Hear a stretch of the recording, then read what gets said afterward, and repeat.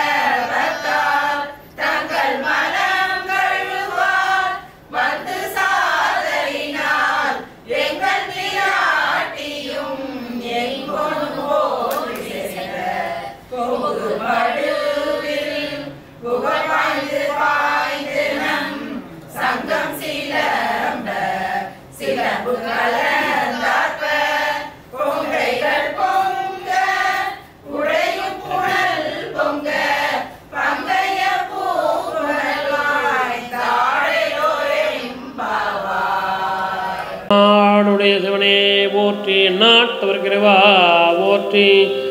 உம்பதரு தேனு மணி கசிவாயே ஒன்கடலில் தேனமுத துணரூரி இன்பரசத்தே பருகி பலகாலம் எந்த உயிர்காதர உற்றருள்வாயே. தம்பி தனக்காக வனத்தனையோனே தந்தை வளத்தார் அருள்கை கனியோனே அன்பர் தமக்கான நிலை பொருளோனே ஐந்து கரத்தானை முக பெருமாளே. இன்பரசத்தே பருகி பலகாலம் எந்த உயிர்காதர உற்றருள்வாயே.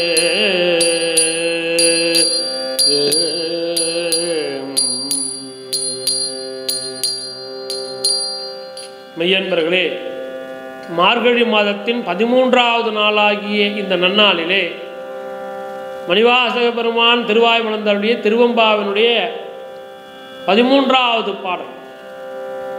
இது சிலேடை நயத்திலே அவர் பாடியிருக்கின்றார். இதுவரைக்கும் பக்தி நயத்திலே பாடியவர் மாணிக்கவாசக பெருந்தகை. சிலேடை நயம், இந்த நயத்திலே இந்த ஒரு பாடல் மட்டும்தான் அவர் குறிப்பிட்டிருக்கின்றார். பைங்குவளை கார்மலராள் செங்கமல பைம்போதாள் அங்கம் குறுகினத்தாள் பின்னோ அறவத்தாள் தங்கள் மலம் கழுவார் வந்து சார்தலினாள் எங்கள் விராட்டியும் எங்கோனும் போன்று இசைந்த பொங்கு மடுவில் புகப்பாய்ந்து பாய்ந்து நம் சங்கம் சிலம்ப சிலம்பு கலந்து ஆர்ப்ப கொங்கைகள் பொங்க உடையும் புனல் பொங்க பங்கைய பூம் புனல் பாய்ந்து ஆடேலோர் எம்பாவாய். பெருமானை இந்த பாடலிலே சிந்திக்கின்றார். பைங்குவளை கார்மலராள், பெண்கள் அனைவரும் நீர்நிலைக்கு வந்து நிற்கின்றார்கள். சென்ற நீர் என்ற பாடலிலே பூத்திகளும் பொய்கையாக அந்த மலர்ந்த அந்த பொய்கையிலே நீராடினார்கள் என்று சிந்தித்தோம். இந்த பாடலிலே பைங்குவளை கார்மலராள், அந்த தடாகத்திலே குவளை மலர்கள் என்கின்ற மலர்கள் மலர்ந்திருக்கிறது. அந்த குவளை மலர்களை பார்க்கின்ற பொழுது நீளமாக இருக்கும், கருமையாகவும் இருக்கும், கருங்குவளை. பக்கத்திலே பார்த்தால் செந்தாமரை மலர்கள் மலர்ந்திருக்கிறது. ஒரே தடாகம், அந்த தடாகத்தில் இருவேறு தன்மையான மலர்கள் மலர்ந்திருக்கிறது பாருங்க. குவளை மலர், கருங்குவளை மலரும் செந்தாமரை மலர்களும் மலர்ந்திருக்கிறது. அதிலே குறுகு இனங்கள் ஆக அந்த மலரிலே வந்து பக்கத்திலே பறவைகள் வந்து அமர்கின்றன. அந்த பறவைகள் அமர்கின்ற பொழுது அந்த சப்தம் வருகிறதாம், பின்னும் அரவத்தாள். அந்த கருங்குவளை மலர்களை பார்க்கின்ற பொழுது இந்த அடியார்களாகிய பெண்களுக்கு பார்வதி தேவி போல தெரிகிறதாம். உமாதேவிக்கு கௌரி என்ற ஒரு பெயர் உண்டுங்க. காளி என்ற ஒரு திருநாமம் உண்டு. காளி என்றால் கருமையான நிறமுடையவள். கௌரி, அங்கே கருங்குவளை மலர்களை பார்க்கிறார்கள். இந்த மலர்களை பார்க்கின்ற பெண்களுக்கு இது பார்வதி தேவி போல காட்சி தருகிறதாம். செந்தாமரை மலர்களை பார்க்கிறார்கள். இந்த மலரை பார்க்கின்ற போது இவர்களுக்கு சிவபெருமான் போல காட்சி தருகிறதாம். பாரதியார் பார்க்கும் இடமெங்கும் நந்தலாலா, நிந்தன் பச்சை நிறம் தோன்றுதையா நந்தலாலா என்று சொன்னார். எல்லா இடங்களிலும் பெருமானை அருளாளர்கள் பார்ப்பார்கள். நமக்கெல்லாம் அது பொருளாக தான் தெரியும், அருளாளர்களுக்கு அது இறைவனாக தெரியும். இங்கே பேசுகிறார், குவளை மலர்களை பார்த்தா பார்வதி தேவி போல இருக்குது. செங்கமலை பைம்போதால், செங்கமலை பைம்போதல் என்றால் செங்கமலை மலர், செந்தாமரை மலருக்கு செங்கமலம்னு பேர். அந்த செந்தாமரை மலர்களை பார்த்தால் செவ்வெருமானை போல் இருக்கிறது. இந்த இரண்டு மலர்களிலும் நடுவிலே குறுகினம் எனக்கூடிய பறவைகள் வந்து அமர்கின்றன. அங்கம் குறுகினத்தாள், அங்கே இடையிலே வந்து அந்த பறவைகள் அந்த தண்ணீரிலே அமர்ந்து கொண்டிருக்கின்றன. பின்னம் அரவத்தாள், அரவம் என்றால் ஓசை, அரவம் என்றால் பாம்பு. இந்த குறுகினம் எப்படி இருக்குதான், சுவாமியுடைய முடியில் இருக்க பாம்பு போல தெரிகிறதாம். இங்கே பேசுகிறார்கள், அந்த சப்தங்கள் ஒலிக்கின்றன அந்த தடாகத்திலே. அருளாளர்கள், அந்த அடியார்கள் இறைவனை பார்க்கின்றார்கள், தடாகத்திலே இறைவனை பார்க்கிறார்கள். நமக்கு அந்த அருள் வரணுமா இல்லையா? கச்சபேஸ்வரன் கோவிலில் ஒரு தீர்த்தம் உண்டுங்க. அந்த தீர்த்தத்துக்கு இஷ்டசித்தி தீர்த்தம்னு பேர். காஞ்சி மாநகரத்தில் 1000 தீர்த்தங்கள் தடாகங்கள் உண்டு.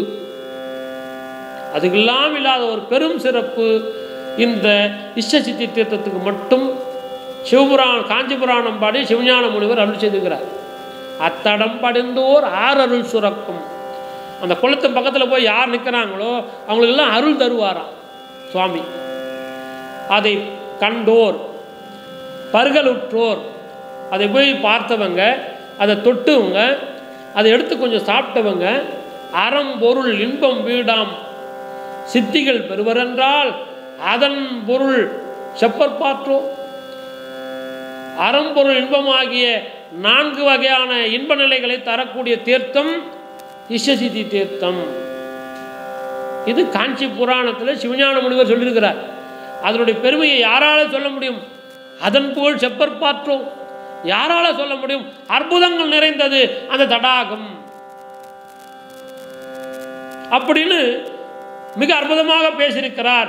இங்கே அந்த தடாகத்திலே மணக்கக்கூடிய அந்த மலர்கள் எல்லாம் பார்த்து கொண்டு இந்த அடியார்களாகிய பெண்கள் இறங்கி நீராடுகிறார்கள். தங்கள் மலம் கழுவார் வந்து சார்தலினால். மலம் என்றால் அழுக்கு, உடம்பிலே உள்ள அழுக்கு தண்ணீரிலே குளித்தால் போய்விடும். மன தூய்மை வாய்மையால் காணப்படும், புற தூய்மை நீரால் அமையும், மன தூய்மை வாய்மையால் காணப்படும் என்பது திருவள்ளுவருடைய வாக்கு. நம்முடைய உடம்பு சுத்தமாக வேண்டும் என்று சொன்னால் தண்ணீரிலே குளிக்க வேண்டும். நம்முடைய மனசு சுத்தமாக வேண்டும் என்றால் இறைவனுடைய திருநாமத்தை சொல்ல வேண்டும். ஆனால் தான் மனத்துக்கண் மாசிலன் ஆதல் அனைத்து அறம் ஆகுல நீர பெற என்பது வள்ளுவருடைய வாக்கு. ஆக மனசுல தாங்க மாசு இருக்கக்கூடாது, உடம்புல இருக்கலாம். உடம்புல அழுக்கு நிறைஞ்சுதான் இருக்கும். அழுக்குமை கொடு உன் திருவடி அடைந்தேன் அதுவும் நான் பட பாலதொன்றானாள். அழுக்கு நிறைந்த உடம்பு என்று பேசுகிறார் சுந்தரமூர்த்தி சுவாமி. இங்கே தங்கள் மலம் கழுவார் வந்து சார்தலினாள். அடியார்கள் தங்கள் ஆணவமாகிய கண்மமாகிய மும்மலங்களை கழுவுவதற்காக தடாகத்திலே நீராடுகிறார்கள். ஆணவம் கண்மம் மாயையாகிய மும்மலங்களும் நீங்கும் புனிதமான தீர்த்தத்திலே நீராடினாள். இதுதான் இந்த பாடலுடைய உட்பொருள். ஆக அவர்கள் வந்து சார்கிறார்கள். அப்படி சார்கின்ற பொழுது அந்த தடாகம் எப்படி தெரிகிறதாம்? எங்கள் விராட்டியும் எங்கோனும் போன்று செய்த. உமாதேவி கருமையாக இருப்பார், சிவபெருமான் சிகப்பாக இருப்பார். ஆக இந்த தடாகத்தை பார்க்கிறார்கள். எங்கள் விராட்டியும் எங்கோனும் போன்று செய்த பொங்கு மடு. அது எப்பேற்பட்ட மடு? எம்பெருமான் போல இருக்கிறதாம் அந்த தடாகம். நமக்கு தோணுமா? பற்றுக பற்றற்றான் பற்றினை அப்பற்றை பற்றுக பற்று விடற்கு என்பது வள்ளுவருடைய வாக்கு. இங்கே நம்முடைய ஆணவம் கண்மம் மாயையாகிய மும்மலங்களும் கழுவுவதற்காக அடியார்கள் வந்து இருவினை உப்பு நீங்கி மலபரிபாகம் என வழங்கக்கூடிய இந்த பக்குவ நிலையை பெறுவதற்காக ஆத்மாவை நாம் சுத்தப்படுத்துகிறோம். திரிமலம் செத்தார் சிவமாயினாரே, நானும் அழிந்தமை நான் அறியேனே, கடவுளும் நானும் ஒன்றானேன் என்பது திருமந்திரம். ஆக திரிமலம் செத்தார் சிவமாயினாரே, இந்த மும்மலங்களும் செத்தால் நாம் சிவமாக மாறலாம். யான் எனது என்னும் செருக்கறுப்பான் வானோர்க்கு உயர்ந்த உலகம் புகும் என்பது வள்ளுவருடைய வாக்கு. இங்கே யான் எனது என்று செருக்கு இருக்கக்கூடாது. அடியார்களுக்கு அத்தனை பேரும் மலபரிபாகம் நீங்கி பெருமானுடைய பெருமையை பேச வேண்டும், பாட வேண்டும். அங்கே பேசுகிறார்கள். சங்கம் சிலம்ப. மறுபடியும் பெண்கள் கையிலே அணிந்திருக்கக்கூடிய வளையலுக்கு சங்கு வளையல். சங்கம் சிலம்ப, சிலம்பு கலந்தார்ப்ப. காலிலே அணிந்திருக்கக்கூடிய சிலம்புகள் ஓசை, சங்கு ஓசைகள் இதெல்லாம் கலகலகலகன இருக்குது. பெண்களுடைய உடம்பு அசைகின்ற ஓசை, கொங்கைகள் பொங்க, குடையும் புனல் பொங்க, பங்கைய பூம் புனல் பாய்ந்து ஆடுகிறார்கள். பெருமானுடைய புகழை உள்ளுருகா விரதம் ஓசையை பாடலும் நீ ஆதல் உணர்ந்தார் என்பது சுந்தரமூர்த்தி சுவாமி. பெருமானுடைய புகழை பாடிக்கொண்டே ஆடுகின்றார்கள். ஆடுகின்ற பொழுது இவ்வளவு சப்தங்கள் விழுகிறது. கையில் இருக்கக்கூடிய வளையல் ஓசை, காலில் அணிந்திருக்கக்கூடிய அந்த சிலம்பு ஓசை, இதெல்லாம் அணிந்து கொண்டு இங்கே பெருமானுடைய புகழை பேசுகிறார்கள். பங்கைய பூம்புணல் பாய்ந்து. பங்கயம் என்றால் தாமரை மலர், பங்கஜலட்சுமி என்று சொல்வார்கள். பங்கஜம்னா தாமரை மலர். அந்த பங்கய மலர்கள் மலர்ந்த தடாகத்திலே இவர்கள் நீராடுகிறார்கள். பங்கைய பூம்புணல் பாய்ந்து ஆடேலோர் எம்பாவாய். இயற்கையாகவே நாம் நீராடுகின்ற சிறப்புகளை மாணிக்கவாசகர் நமக்கு படம் பிடித்து காட்டுகிறார். இப்படி இயற்கையான நீர்நிலையிலே நாம் சென்று நீராட வேண்டும்.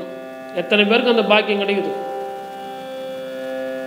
எங்கேயோ ஒரு சிலருக்கு தான் அந்த பாக்கியம். அதிலும் குறிப்பாக கிராமத்திலே வாழ்கின்ற மக்களுக்கு தான் அந்த பாக்கியம் கிடைத்திருக்கிறது.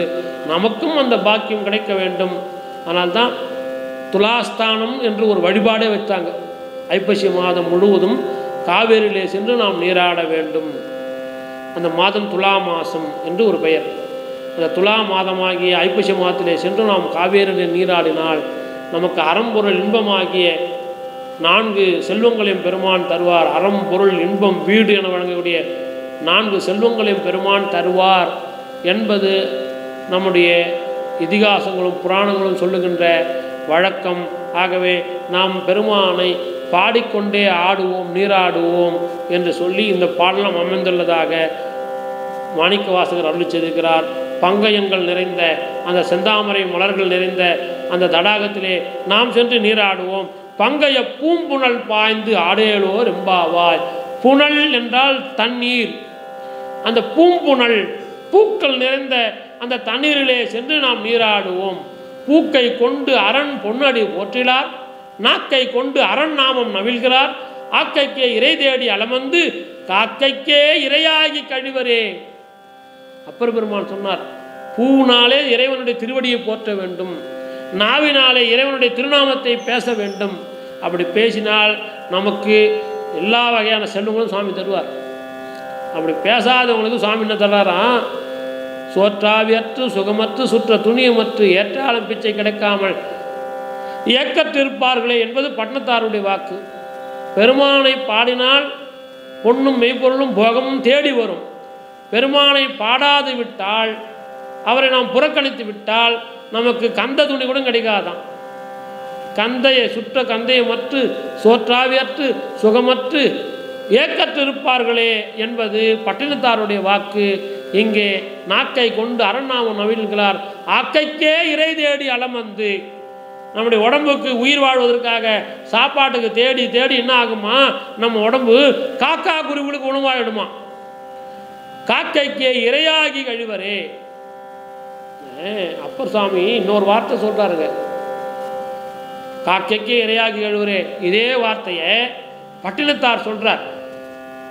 இந்த உடம்பு நம்மளுதுன்னு நம்ம நினைச்சுக்கிறோம். பருத்த தொந்தியும் நம்மதென்று நாம் இருக்க, பெரிய உடம்பு நாம தான் பெரிய ஆளு அப்படின்னு நாம நினைக்கிறோம். நம்மதென்று நாம் இருக்க, நாய் நரி பேய் கழுகுகள் தம்மதென்று தாம் இருக்க, வாங்க அங்கே தானே வரப்போறீங்க பார்த்துக்கலாம் அப்படின்னு நாய் ஒரு பக்கம் நிற்குதான், நரி ஒரு பக்கம் நிற்குதான், கழுகு ஒரு பக்கம் நிற்குதான், பேய் ஒரு பக்கம் நிற்குதான். நாய் நரி பேய் கழுகுகள் தம்மதென்று தாம் இருக்கத்தான், வாங்க என்னைக்கா இருந்தாலும் ஒரு நாள் அங்கே வந்து ஆகணும், அங்கே பார்த்துக்கிறோம் உங்கள் ஆட்டத்தெல்லாம் அப்படின்னு எல்லாம் அங்கே காத்துங்க தான் நமக்காக. இதை நாம் உணர்ந்தால் இறைவனுடைய அருளை பெறுவோம். உணராவிட்டால் அந்த ஜீவராசிகளுக்கெல்லாம் உணவாக போய்விடுவோம் என்பது பட்டினத்தாருடைய வாக்கு. பருத்த தொந்தியும் நம்மதென்று நாம் இருக்க, இது நம்மது கிடையாதுங்க.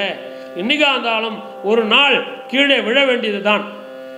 அப்படி விழுவதற்கு முன்பாகவே இறைவனுடைய திருநாமங்களை பாடுவோம், பேசுவோம், ஆடுவோம் என்று சொல்லி இந்த 13வது பாடலையும் இந்த அளவிலே நிறைவு செய்து அமைவோம். பங்கைய பூம்புணல் பாய்ந்து ஆடையலோர் எம்பாவா என்று இந்த பெருமானுடைய புகழை பாடிக்கொண்டே நீராடுவோம் என்று சொல்லி நிறைவு செய்து அமைகிறேன். தென்னாடுடைய சிவனே போற்றி, எந்நாட்டவர்க்கு இறைவா போற்றி. திருச்சிற்றம்பலம்.